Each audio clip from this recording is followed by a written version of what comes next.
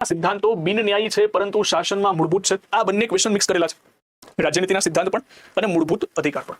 જો કે રાજ્યનીતિના સિદ્ધાંતો બિનન્યાયી છે, બિનન્યાયીનો મતલબ એને ન્યાયાલયમાં ન પડકારી શકાય એટલું તમને બધાને ખબર છે, પરંતુ શાસન માટે કેવા છે? મૂળભૂત છે.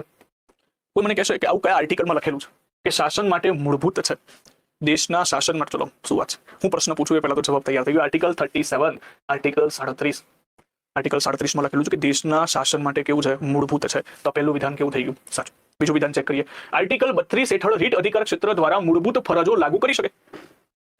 આર્ટિકલ 32 હેઠળ દ્વારા મૂળભૂત ફરજો લાગુ કરી શકે.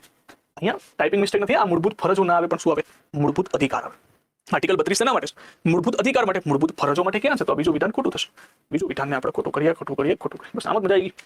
આટલું સમજી દો, આરામથી આન્સર આવી જાય. આગળ, સંસદ કાયદા દ્વારા કેટલાક માર્ગદર્શક સિદ્ધાંતોને કાનૂની અસર પ્રદાન કરી શકે છે. હા, સંસદ રાજ્યનીતિના માર્ગદર્શક સિદ્ધાંત માટે કાયદો બનાવી શકે. રાજ્યોની પણ નૈતિક ફરજ છે કે એના માટે કાયદો બનાવે, પણ ન્યાયાલયમાં નહીં પડકારી શકાય રાજ્યનીતિના સિદ્ધાંતના કોઈ આર્ટિકલને. તો એટલો મુદ્દો ધ્યાનમાં તમારે રાખવાનો છે. આન્સર શું આવશે? 1 અને 3.